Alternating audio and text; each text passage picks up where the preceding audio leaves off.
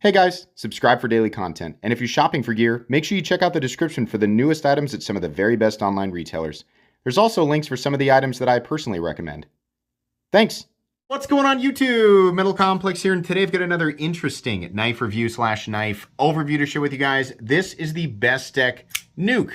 Another really interesting design sent by and designed by this person right here, whose name I have tried over and over again to pronounce. I don't want to try because I know I'm going to butcher it. So that's the person there, and you can follow him on Instagram. I believe I'll have the Instagram handle up on screen as well. Thank you so much for sending this in for me to take a look at. This knife is absolutely available right now. This has got a lot of detail in it. Definitely one of Bestech's more premium offerings.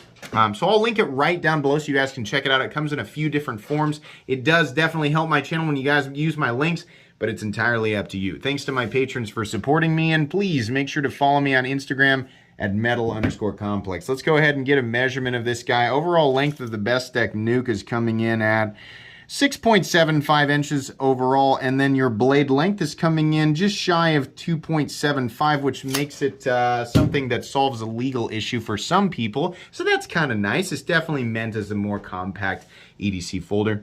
Let's do a couple of size comparisons, just a couple today, up against the Ontario Rat Model 1 and Model 2, so you can see it's definitely on the smaller side. How about up against the Spyderco Para 3? You can see definitely shorter than the Para 3. Cutting edge, though, is very similar. Still, the win goes to the Para 3, but not by much. Maybe a quarter inch.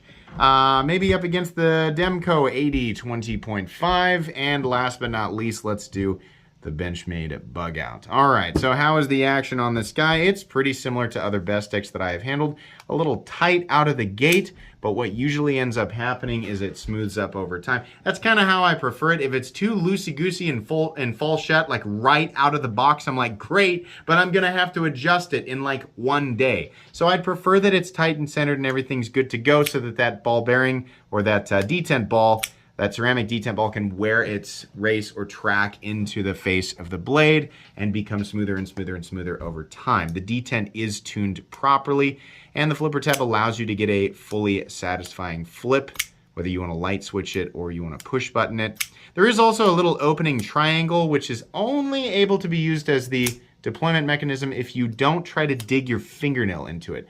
That's a little bit rough. But if you use the meat of your finger, right? So if you let your fingernail bypass it like this, and you use, I need to clip my fingernail, sorry. And you use the meat of your finger like that, you can get, well, I showed it the first time. You can definitely get it. It's gonna take a little bit of practice, right? You need to get leverage down a little bit lower. Try not to cut your finger, right? And then eventually you can get it. The best way to deploy it is to simply use the flipper tab. I think that little opening area is a bit more designy. It's even kind of hard to, it doesn't want to lift out even going this way. So really, you know, unless your hands are super duper strong, maybe just use the flipper tab. Carry profile length and height, actually thickness up against the Spyderco Para 3. It's similar, maybe a hair thicker, not by much. Length and height up against the PM2 and the Para 3. You can see here that this guy is actually shorter than both. It's got some decent height to it, though. It's actually almost as tall in the tallest point. It's almost as tall as both the PM2 and Para 3, so you might notice that dimension a little bit. Let's take a look at the inside. You can get my flashlight down in the description. Very inexpensive titanium flashlight. No extra internal milling. I don't think it really needs it. What are we looking at for the blade material? We are, I believe, yes, looking at M390, which is, of course, that premium sauce that everybody looks for. Weight, titanium, a little bit of carbon fiber, and M390. We are coming in at 3.95 ounces. That's definitely over the ounce and inch mark, but honestly, the balance is pretty good. It's a sub 4 ounce object. So while it's on the heavier side for as small as it is, it's still balanced well, and 4 ounces really isn't that big of a deal. Depending on who you are, what you've been carrying, and what the material your pants are made out of, you may or may not enjoy that, but there you go. Let's go ahead and measure. Where's the knife? Hey, welcome to Metal Complex Review. Look at this background material. Yeah, hear that guy's got a quality channel. All right, so anyways, while I'm cracking the joke, still not showing the knife, blade stock thickness on the Nuke, whoops-a-daisy, I slipped off of it. Let's make sure we get, where's the thickest? I was missing completely. That's a swedge. We need to be lower. So right there. Okay. Blade stock thickness is actually pretty thick at 145 thousandths. That's going to be in PM2 territory. But, you know, a lot of this knife is, it's more designy than it is anything else. But it's still absolutely functional. Let's go ahead and do a hardware check. I'll get out my tools as per usual. My tools are very inexpensive and very recommendable. You can find them right down in the section of my description that talks about the tools I use on this channel. T8 is most likely what we're looking at here. And yes, T8, and then we have T6 body screws, unfortunately. Bestech is hit or miss on that. I imagine it's up to the designer sometimes. I prefer all T8, but it's pretty simple. As you know, as complex and flowy as the design is, the construction is very simple. We just have two pieces of titanium, some pivot hardware, and the blade, and then you have some handle screws. So not a lot to take out. Just make sure that you've got quality tools and a place to put your hardware, and you should be good to go. Is there anything else? No. Let's move on into the meat and potatoes here. So this is a smaller, almost kind of, what do we want to call this blade shape?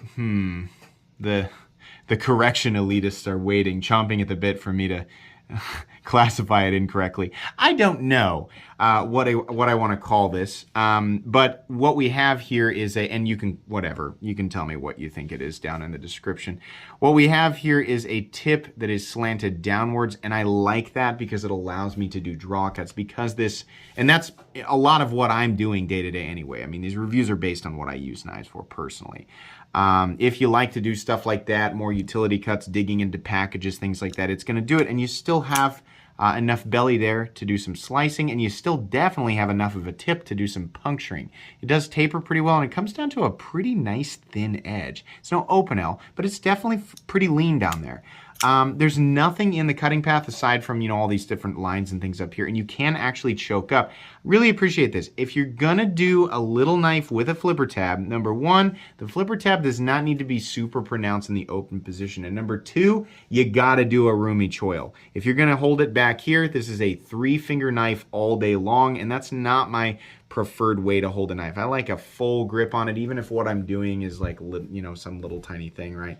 But I like to be able to grip the knife completely when I need to, and I like to be able to do draw cuts. It's also nice to get your finger right down there at the tip, since it's a shorter blade, to really control that cut. So I kind of appreciate that. All of the lines here, we're mainly just talking about ergonomics there. All of the lines here are very flowy, and this designer, you know, I noticed with the Fairchild, there's a lot going on with this. Yes, it is titanium. Yes, it is carbon fiber. And yes, it is M390. On paper, those are materials that kind of automatically conjure a certain, you know, price parameter. But this knife is proof that execution and, you know, it may not be for you, right? And that's fine. You don't have to like it. There's a lot more that went into this than, you know, something with just plain flat titanium scales. If you like that look, then great, but that's personal value. As far as what it costs to machine something like this, it is a lot more complicated than machining something like this. I mean, look at this, right? I mean, obviously the Demco is made in, you know, Taiwan, and the Bestechs are made in China, but it's more complicated work went into this guy. So I want people to keep that in mind as we move forward here. I do like the inlay work. That's really nice. I love the pivot, that signature pivot. I don't know if that's his or if that's just a Bestech pivot thing, but I really like it. It looks like an alternative to, you know, it's not the Autobots or the Decepticons. It looks like something different. I really like it. I like the pivot collar. I like how it goes pivot, then pivot collar, then inlay, and then titanium. It's really cool. This is supposed to be like a magma marble carbon fiber, but there's only the slightest hint of red in this entire thing. I don't know where they're getting the carbon fiber or what, you know, if they're like choosing certain pieces, but if I buy something in it and it, you know, part of the sale is like, oh, it's got, you know, some red in the carbon fiber, I want more red in it. Like this really subtle, or at least choose pieces that have more red. This is a pretty small piece of carbon fiber. 97%, 99% of this carbon fiber is black, and that's fine. It looks good, but it advertises that it's magma whatever, so it's got red in it, and there's just this little tiny blip of red. That kind of bothered me a little bit. The overall quality and the inlay work is really, really nice. I love how these lines all flow together. The entire design just looks really good. There's no line that seems like it ends in a place where it shouldn't end, or like they didn't know what to do. This whole thing, you know, was designed to go together from the tip of the knife to the back end of the knife, and I really, really like that. It's a little bit angular right here, but not so much that it's going to bother you. For the most part, this is going to be a knife that's used with bare hands. I would assume if you are regularly using a pocket knife day to day, outside, hard work, and wearing gloves, this is probably not the size of knife that you work with, but maybe I'm wrong. I don't know. The blade, like I said, everything looks good. Nicely knocked down or chamfered areas in here. We've got satin flats, and then we have machine satin finish here on the bevel that leads down to the cutting bevel. Everything looks good. Bestech has wonderful overall OEM execution, so their knives always feel completed. They don't feel like they're a developing OEM. Everything just is kind of that razor, you know. A lot of designers that we like now are choosing Bestech. You know, a lot of people choose Riot. A lot of people choose but more and more and more people are choosing Bestech to execute their designs because their quality has been so good over the years. I've enjoyed Bestech, whether it's their budget line or their more expensive stuff. Since I started this channel, I think I discovered Bestech about 4 to 4.5 years ago. I don't know when they started, you know, officially making knives under the Bestech name. Yeah, their quality has always been excellent, and this is a really great example of that, actually. It says Bestech right on the blade, which is kind of, and then on the other side we have the designer logo, which is fine, right? It says M390. Just the Bestech logo just looks out of place, and it kind of pulls away from everything, but it's not hurting anything, right? Functionally. Really enjoy these lines right here that just sort of flow through this corner right here, turns and splits into two different lines and creates this little fuller that connects with this line on the back, right? Where it turns into a swedge, it connects with this line, which is the top of the flat. And then this little triangular area actually comes immediately off of this angle right here. So that's what I mean when everything just sort of flows together. And the entire knife looks like it was very purposefully designed. And they still managed to make something functional, easy to manipulate, which, by the way, there's plenty of access to that lock bar there and no double clutch. So it's nice when you can see all of those things come together. It really feels good. The pocket clip is another great example of that. Definitely part of the natural flow. I kind of like how these two, you know, like this piece that tapers off down, this piece of carbon fiber that's inlaid is sort of tapers off and down into this tail. The pocket clip kind of does the same thing, and these lines all flow and meet up. Really cool. The pocket clip itself is going to carry, I think maybe, do we call this cant, where it carries a little bit, you know, kind of like this. It's okay. There's not a lot sticking up. It's kind of a medium approaching shallow carry, but not quite shallow carry. It's fine.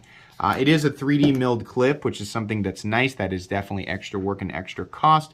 And we have a nice little rise, a little ramp underneath here. The tip of it is a little bit pointy, but not too bad. It's certainly not like drawing my attention away from the hard angles right here, which again aren't sharp, but it's definitely not the thing that's making me think, oh, well, it's less than perfect ergonomics. The ergonomics are good. They're not hand melting good, right? They're just good. Steel lock bar insert doubling is the over travel stop, which is nice. We are currently locking up at, what is that, 35, maybe 40%. No lock stick, no double clutch. We have a stop pin back here and quite a bit of deep shouldering, so that's nice. We are running on bearings. No blade play, up, down, left, or right. No pivot lash. It's a little bit tight, but like I said, over time it should smooth up. If you get to the point where your knives are real, you know, tight feeling, 10-weight nano oil. This stuff is awesome. You can also try KPL. I've got both of these listed down in the description, and they both work excellent.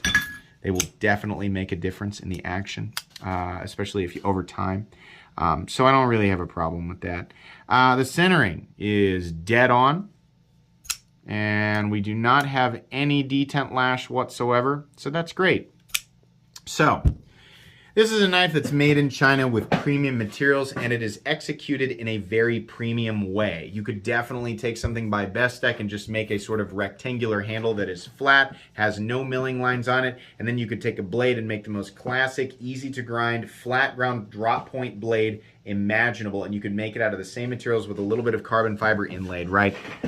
And those two knives would definitely cost different amounts because there are varying levels of time and wear and tear on the machines that create these things, right? So we cannot judge these things on material alone, and I will continue to say that. I've been saying that for 4 years, and I will continue to say that. It becomes even more important for me to say that as time goes on because there are vastly more people watching my channel now than there were in the early days. So it is that much more important to remind people who have been here for a bit and to let new people know, hey, we cannot judge just the materials, right? Even if the design is not aesthetically to your taste, we have to acknowledge that stuff like this is a bit more complicated to make than stuff like this, right? That being said, the price still feels a bit high. $297, $295, something around there. It does have that extra. It's just, everything's a bit higher right now, right? A few months ago, maybe a year ago, 2 years ago, this would have been $250, $240, maybe even $230.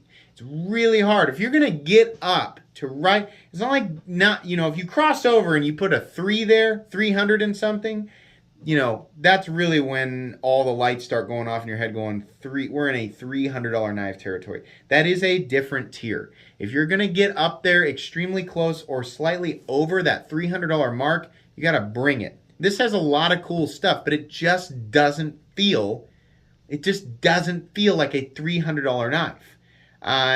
There's a lot of stuff that I have purchased that, truthfully, if I'm being honest with myself, there's less going on that I have purchased for myself, like with some of these things I've purchased for myself that were designs manufactured by Bestech. And I just like them more, so I have more, it's more like that personal, like, yeah, it's worth it to me kind of thing, right? Everything feels overpriced right now. I've seen designs that are not quite like this. This is pretty up there, right? Where we have a lot of the intricate machine work and we have the nice 3D milled clip. It's up there. I really wish that the carbon fiber had a little bit more red in it. I hope those other colored carbon fiber variants of this knife have a little bit more. This is cool. It feels premium. It feels good. It feels like a $250, $260 knife, right? Not quite a nearly $300 knife. But it's still good. It's not a knife that I'm ready to recommend to everybody because it's really, really expensive, and I think for the vast majority of people, it's just going to feel slightly underwhelming versus the price. But if you look at that price tag and you think, you know what, I can swing it for that, I like how that looks, then you are going to be happy with this. Let me reassure you, the execution, the fit and finish and everything here is basically perfect. It's the way you want it. It's just, there are a lot of Chinese premium production companies that are making similar stuff for not just less, but substantially less. And I'm gonna mention Kunwu.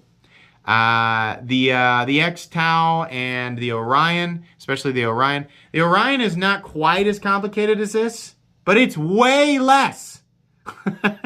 It's way less, right? So when I see stuff like that, it's a little bit difficult for me, right? It's nice. It's a Bestech. And truthfully, the overall quality of this is still maybe a half step above the Kunwu Orion. But a half step is a half step, right? The price is a whole step or even a step and a half. So, yeah, that's the main thing there. Cool design, nice materials, good execution of said materials. They should be a little bit more choosy about which pieces of carbon fiber to lay into this stuff if it's supposed to be a bit more colorful. But otherwise good. That's kind of how I'm going to end this review. Not 100% recommendable to everybody, but still good. Still an enjoyable knife. Thanks again to the designer who sent this in. Please make sure to follow me on Instagram at metal_complex. If you enjoyed this video, leave a like. If you'd like to check out my other content, I do, of course, have lots of videos of knives that are either expensive or inexpensive that I do or don't like, so check those out. And if you enjoy all my content, go ahead and click on that Metal Complex logo right there and subscribe because there's definitely more coming. Thanks again for watching, everybody, and have a great day.